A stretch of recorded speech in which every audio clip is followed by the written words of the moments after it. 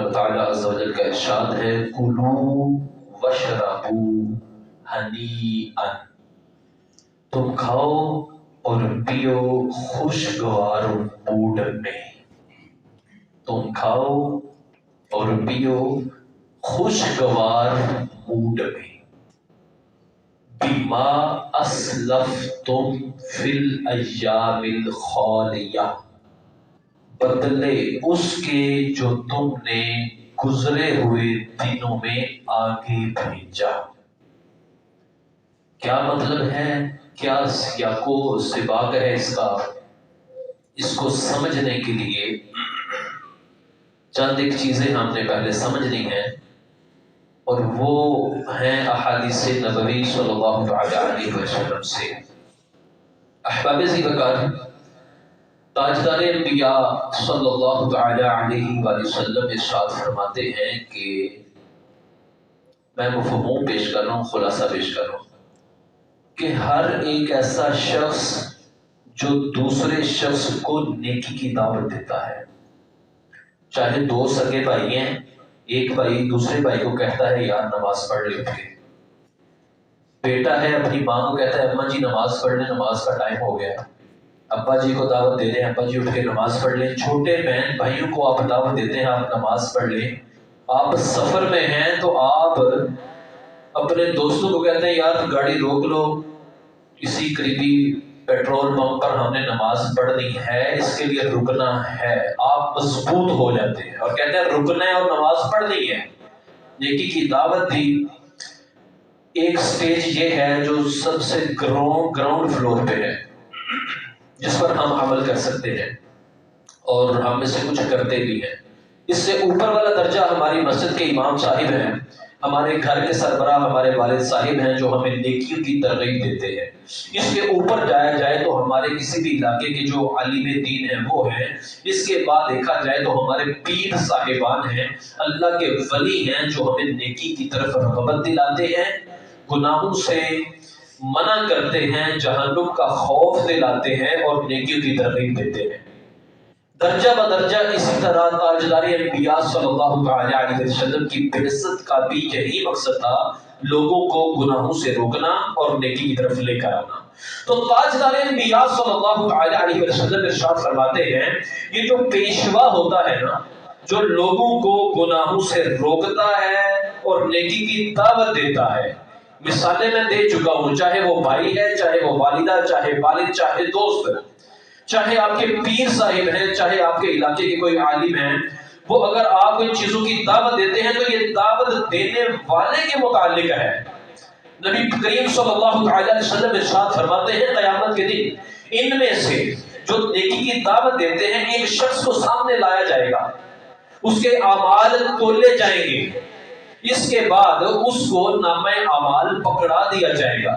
وہ نامہ اعمال پکڑے گا تو سب سے پہلے اس کو کھولے گا تو اس کو اپنی غلطیاں نظر آئیں گی، وہ شخص اپنے گناہوں کو دیکھے گا تو پریشان ہو جائے گا، نادم ہو جائے گا۔ یہ بات کس کی ہو رہی ہے جناب؟ عام بندے کی نہیں، وہ بندہ جو دوسروں کو نیکی کی دعوت دے رہا ہے۔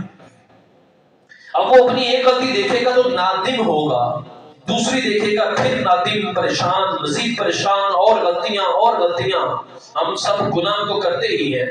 تو اب جب اس کے بے شمار گناہ ہوں گے وہ دیکھتا جائے گا، پریشان ہوتا جائے گا اور دل میں امید بھی رکھے گا کہ اے کاش کہ اللہ مجھے معاف کر دے، یہ اس کے دل میں امید ہوگی۔ تری اسنا کیا ہوگا کہ جب اس کا وہ لسٹ ختم ہوگی گناہوں والی تو آخر میں کیا لکھا ہوگا؟ ھذا سیئاتک، یہ تمہارے گناہ تھے، قد غفرت لک، تحقیق ان کو بخش دیا گیا ہے۔ وہ بندہ پہلے تو ڈرا ہوا تھا، پریشان تھا، نادم تھا، پھر رب تعالی عز و جل کی طرف سے یہ جب جملہ اس کو پڑھنے کو ملے گا کہ تمہارے سارے گناہ معاف کر دیے گئے ہیں، اس کے بعد اس کے اگلے صفحات شروع ہوں گے نیکیوں والے۔ تو نے فلاں جگہ پہ یہ نیکی کی، فلاں پہ یہ نیکی کی، فلاں رشتہ دار کے ساتھ یہ نیکی کی، فلاں ملازم کے ساتھ یہ نیکی کی، فلاں غریب کو صدقہ دیا، تو نے یہ نیکی کی، وہ نیکی کی، نیکیاں ہی نیکیاں وہ دیکھتا جائے گا تو خوش ہوتا جائے گا۔ مزید نیکیاں اور خوش اور خوش اور خوش. اس کے بعد بھی ایک جملہ لکھا ہوگا، اور وہ جملہ کیا ہوگا کہ یہ تمہاری حسنات ہیں، ہذہ حسناتک، یہ تمہاری نیکیاں ہیں. تحقیق ان کو ڈبل کر دیا گیا ہے.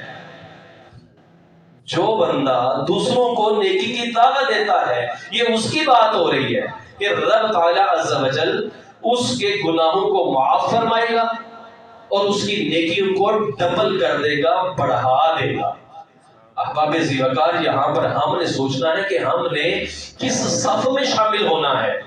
کیا وہ لوگ جو سست ہو کر بیٹھے رہتے ہیں، اذان ہو چکی کسی نے نہیں کہا تو بس چپ کر کے بیٹھے رہے، ٹھیک ہے جی نماز کا وقت جا رہا ہے تو جاتا رہے، نیکی کرنے کا وقت آیا تو نیکی نہیں کر رہے، سوچ میں پڑ گئے کہ پیسے بچ ہی جائیں تو اچھا ہے. ہاں ایک ایسا بندہ جو دوسرا ساتھ بیٹھا ہے وہ ابھارتا ہے، چل یار 100 میں پانا 100 تو پا، اے غریب تاسی کرایہ دے دیتے ہیں مسافر، 100 دیا. یہ جو نیکی کی رغبت دینے والا ہے نا، اس کے لیے یہ بشارت ہے کہ رب تعالی عز و جل بروز قیامت اس کو اس کا اجر عطا فرمائے گا، گناہوں کو معاف فرمائے گا، نیکی کو 2 گنا کر دے گا. تو میں آپ سب کو دعوت دیتا ہوں کہ آپ سب بھی ذہن بنائیں کہ ہم اصلاح کرنے والے بنے، ہم ابھارنے والے بنے، رغبت دینے والے بنے کہ اے میرے دوست، اے اماں جی ابا جی جو بھی ہے سب کو ہم نیکی کی طرف لے کے، گناہوں سے روک کے رکھیں. تو نبی کریم صلی اللہ علیہ وسلم نے ارشاد فرمایا جب وہ شخص یہ پڑھے گا نا کہ یہ تمہاری نیکیاں ہیں، ان کو 2 گنا کر دیا گیا، اس کے بعد رب تعالی عز و جل کا وہ فرمان آئے گا کلوا واشربوا ہنیئا، تم کھاؤ اور پیو خوشگوار موڈ میں جنت میں جا کر. کیوں کھانا ہے؟ بما اسلفتم فی الایام الخالیہ، کیونکہ تو نے جو گزرے ہوئے دن تھے نا ان میں آگے نیکیاں بھیجی تھی، دوسروں کو نیکیوں کی طرف تو لے کے آیا تھا، لہٰذا ان نیکیوں کی وجہ سے آج ہم تمہیں کہہ رہے ہیں کہ وَهُوَ فِي عِيشَةٍ رَاضِيَةٍ، کہ تم ایسی زندگی گزارو، عیش کرو جس میں تم خوش رہو گے، تمہاری مرضی کی زندگی ہوگی جنت کی. تو یہ قیامت کے دن کا ذرا تصور تو کیجئے کہ شاید ہم ہوں اس جگہ پر کہ نامہ اعمال ہمارے ہاتھ میں پکڑا دیے جائیں اور اس وقت ہم پریشان ہوں کہ ہمارا کیا بنے گا. تو اے کاش کہ اس وقت ہم وہ شخص ہوں جو لوگوں کو دین کی دعوت دینے والے تھے، نہ کہ گناہوں کی طرف بلانے والے. یہ گناہوں کی طرف بلانے والا سلسلہ بڑا لمبا ہے، اس موضوع پہ میں ابھی بات نہیں کروں گا. ہم نے نیکی کی دعوت دینی ہے تو ہر ایک کو نیکی کی طرف بلانا ہے، اس کے بے شمار طریقے ہوتے ہیں. آئیے ایک واقعہ حضرت سیدنا عبداللہ بن عمر رضی اللہ تعالیٰ عنہ کا آپ کے سامنے رکھتا ہوں. حضرت سیدنا عبداللہ بن عمر رضی اللہ تعالیٰ عنہ خلیفہ ثانی سیدنا عمر فاروق رضی اللہ تعالیٰ عنہ کے صاحبزادے ایک سفر میں تھے، شدید ترین گرمی تھی، پانی کا بھی ساتھ ارینج کیا تھا اور کھانے پینے کی اشیاء بھی ساتھ تھیں اور آپ کے ساتھ چند آدمی بھی تھے. دوران سفر ایک صحرا میں سایہ کہیں نظر آیا تو اس درخت کے نیچے آپ جا کر بیٹھنے کا پروگرام بناتے ہیں کہ یہاں پر تھوڑی دیر رکا جائے. وہاں پر دسترخوان بچھا دیا جاتا ہے، جو کھانا ساتھ تھا ٹفن پیک تھا وہ بھی کھولا جاتا ہے، کھانے سامنے رکھے جاتے ہیں. حضرت عبداللہ بن عمر رضی اللہ تعالیٰ عنہ ہاتھ دھوتے ہیں، کلی کرتے ہیں، باقی صحابہ بھی یہی معاملہ کرتے ہیں. جب کھانے کے لیے بیٹھتے ہیں نا تو قریب سے ایک چرواہا گزرتا ہے اور دور سے کہتا ہے السلام علیکم ورحمۃ اللہ وبرکاتہ. حضرت سیدنا عبداللہ بن عمر رضی اللہ تعالیٰ عنہ سلام کا جواب دیتے ہیں، کہتے ہیں دوست آ جاؤ ہم کھانا شروع کرنے لگے ہیں، آؤ ہمارے ساتھ بیٹھو مل کر کھانا کھاتے ہیں. وہ شخص کہتا ہے نہیں آپ کھائیں جزاک اللہ، میں نہیں کھا سکتا. پوچھا کیوں؟ جواب دیا کہ میں روزے سے، بکریاں چرانے والا، شدید گرمی ہے. جواب کیا دے رہا ہے کہ میں روزے سے. حضرت عبداللہ بن عمر رضی اللہ تعالیٰ عنہ کہتے ہیں ذرا قریب تو آؤ نا میرے. وہ قریب آیا، آپ نے پوچھا اب مجھے پتا ہے کہ بکریاں چرانا انتہائی مشکل کام ہے، بکرے قابو میں نہیں آتے، جس طرف سے منع کرے وہ اس طرف ہی جاتے ہیں. ان کو قابو کرنا مشکل ہے، اوپر سے اتنا لمبا دن ہے، اور اس کے بعد دیکھا جائے تو گرم ہوائیں چل رہی ہیں، لو چل رہی ہے، اتنے سخت گرمی، اتنے سخت موسم میں تجھے پیاس نہیں لگتی؟ وہ کہتے ہیں سب کچھ ہوتا ہے حضور، سارے معاملات ہیں، لیکن اس کا جملہ سنیے گا، وہ دیکھنے میں تو چرواہا تھا نا، لیکن تھا بڑا سمجھدار۔ اس نے کہا حضور سب کچھ مشکل ہے، لیکن میں گزرے ہوئے جو دن ہیں ان کو ٹھنڈا کر رہا ہوں۔ جملہ کیا ہے؟ میں گزرے ہوئے دنوں کو ٹھنڈا کر رہا ہوں۔ مطلب کیا ہے اس جملے کا؟ مطلب یہ ہے جناب ذی وقار، اس نے کہا کہ حضور میں بڑا گناہ گار ہوں، میں جوانی میں بڑے گناہ کر چکا ہوں، میں ان گناہوں کی معافی کے لیے روزے بھی رکھ رہا ہوں، پانچوں نمازیں بھی پڑھ رہا ہوں، جو چھوٹی ہوئی نمازیں ہیں وہ بھی پڑھ رہا ہوں، اور تہجد بھی پڑھ رہا ہوں۔ ذرا غور تو کیجئے نا، نوجوانوں کا خیال اور ذہن کیسا ہونا چاہیے؟ آج کے دور میں نفسا نفسی کا عالم ہے، ہم سب کمائی کے پیچھے بھاگ رہے ہیں۔ وہ بھی تو نوجوان تھا جو کام بھی کر رہا تھا، آن ڈیوٹی تھا، ڈیوٹی بھی آسان نہیں، مشکل ترین ڈیوٹی تھی اس کی، اس کے باوجود وہ نوجوان روزے سے ہے، روزہ رکھ رہا ہے، اور اس نے کھانے سے منع کر دیا کہ میں کھانا نہیں کھاؤں گا۔ احباب ذی وقار ذرا غور تو کیجیے اس نوجوان پر، اور اس سے ہم نے سیکھنا ہے کہ ہم آج بھی ابھی تک مسلسل گناہ کر رہے ہیں، ہر رات ہماری گناہوں میں گزرتی ہے، ہر دن میں ہم لوگوں کی غیبتیں کرتے ہیں، جھوٹ بولتے ہیں، پتہ نہیں کتنے زیادہ گناہ کرتے ہیں، نمازیں ہماری چھوٹ رہی ہیں، ہمیں فکر ہی کوئی نہیں ہے۔ تو احباب ذی وقار اگر ہم نمازیں چھوڑتے جائیں گے، چھوڑتے جائیں گے، چھوڑتے جائیں گے، ایک دن آئے گا جب ہم میں سے کچھ لوگ افیسر ہوتے ہیں، پھر وہ توبہ کرتے ہیں، کیونکہ ان کے وقت ان کے پاس نہ جوانی ہوتی ہے، نہ زور ہوتا ہے، نہ گناہ کی طاقت رہتی ہے۔ یہ جملہ لے لیجئے میرے نوجوان دوست بھی اس کو سمجھ لیں کہ ایک وقت آتا ہے، کسی بزرگ کے پاس بیٹھ کے ذرا سنیے گا، اس کے متعلق پوچھ بھی سکتے ہیں، ایک وقت آتا ہے انسان پر کہ گناہ کی طاقت رہتی نہیں ہے، پھر اس وقت وہ اگر مسجد کی طرف رخ کرے نا تو وہ آنا اور ہے، جوانی میں آ کر سجدہ کرنا اور ہے، اس وقت آ کر بار بار گرمی میں پنکھے اور اے سی بند کرتے رہنا، نوجوان نمازی کو بھی تنگ کرنا اور بات ہے، لیکن جوانی میں کمائی کر کے یہ جملہ بولنا کہ یار خیر ہے میں کمائی کر رہا ہوں، میری طرف ہے، نمازیوں کو سکون پہنچاؤ، یہ بات اور ہے۔ لہٰذا دعوت دیتا ہوں کہ اپنی جوانی کو سنبھالیے، اپنی جوانی میں عبادات کیجئے، تلاوت قرآن کی روٹین بنائیں، معمول بنائیں اپنا، نماز ایک بھی ضائع ہماری نہیں ہونی چاہیے۔ احباب ذی وقار پیارے آقا مدینے والے مصطفیٰ صلی اللہ تعالی علیہ وسلم ناشتہ فرما رہے تھے، ابھی شروع کرنے ہی والے تھے، تو مؤذن مدینہ منورہ، مؤذن مسجد نبوی شریف حضرت بلال حبشی رضی اللہ تعالیٰ عنہ حاضر ہوتے ہیں۔ پیارے آقا صلی اللہ تعالی وسلم ارشاد فرماتے ہیں بلال آؤ ناشتہ کرتے ہیں۔ سبحان اللہ، کیا منظر ہوگا ذرا غور کیجیے، اے بلال آؤ۔ تکلیفیں برداشت کی تھی بلال حبشی رضی اللہ تعالیٰ عنہ نے، تھوڑی نہیں کی تھی، بہت زیادہ مارے کھائی تھی، الاحد الاحد کے نعرے لگاتے رہے تھے، اوپر سے مار کھاتے تھے، کہتے تھے اللہ ایک ہے، میں صرف اسی کی عبادت کروں گا۔ احباب ذی وقار اتنی مارے کھائی، اتنا کچھ ہوا، لیکن آج ذرا مرتبہ تو دیکھیے، پیارے آقا صلی اللہ علیہ وسلم کیا فرما رہے ہیں؟ اے بلال آؤ ناشتہ کرتے ہیں۔ حضرت بلال حبشی رضی اللہ تعالیٰ کو کیا عرض کرتے ہیں؟ یا رسول اللہ صلی اللہ علیہ وسلم میں روزے سے ہوں، میں روزے سے ہوں۔ کتنا خوبصورت جواب ہے یار، کاش کہ میرا بھی یہ جواب ہو، مجھے جب کوئی کھانے کی دعوت دے تو میں کہوں میں آج روزے سے ہوں۔ کمال کا جواب نا۔ تو نبی کریم صلی اللہ علیہ وسلم نے ارشاد فرمایا واہ اے بلال تو نے کمال کر دیا، اے بلال ہم یہاں اپنا رزق کھا رہے ہیں اور تم اپنا جنت میں رزق بڑھا رہے ہو۔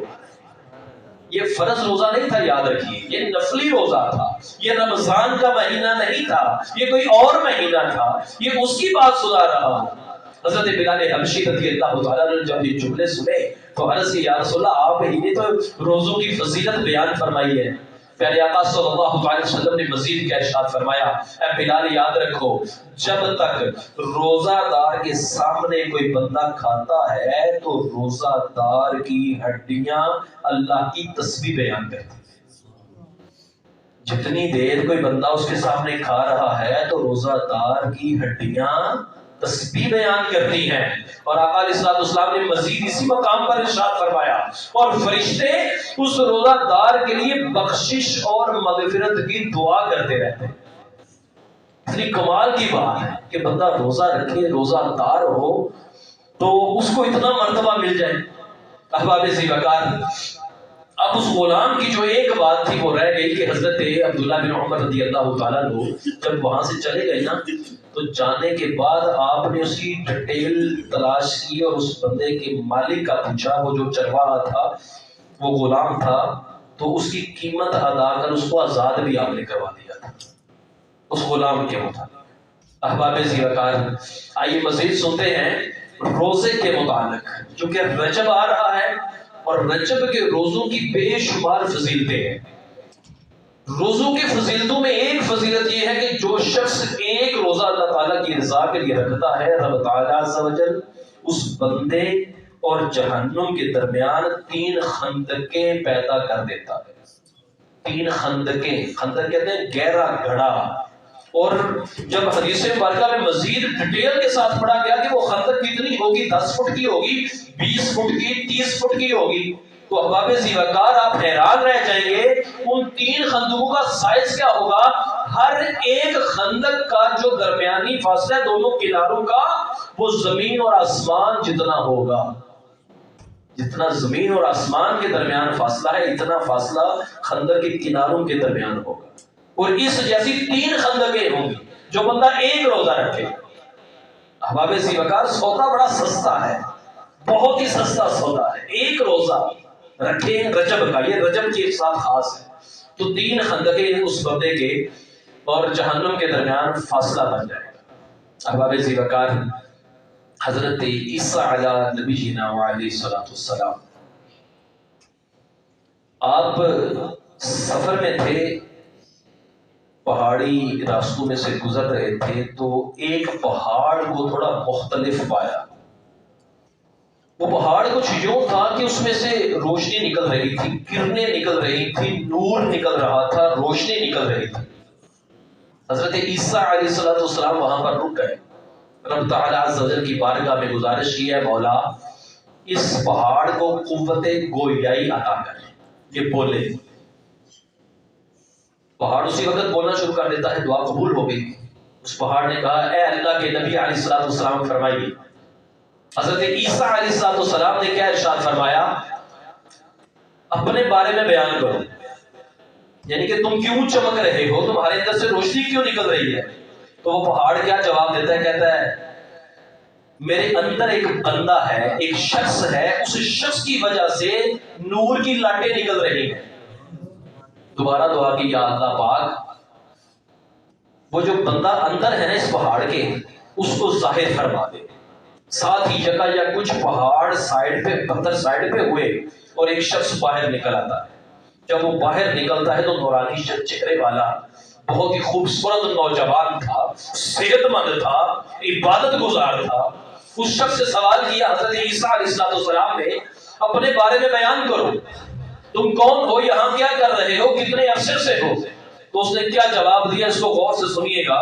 وہ شخص کہتا ہے، اے اللہ کے نبی، میں حضرت موسیٰ علیہ السلام کا امتی ہوں۔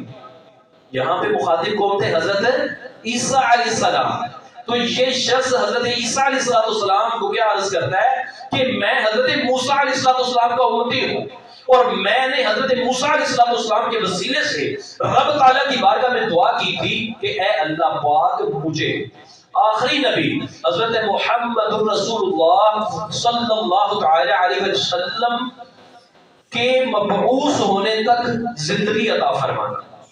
میری خواہش ہے کہ آخری نبی جلوہ افروز ہوں، اعلان نبوت کریں، میں ان کی زیارت بھی کروں، ان کے ہاتھ پر ان کا کلمہ بھی پڑھوں۔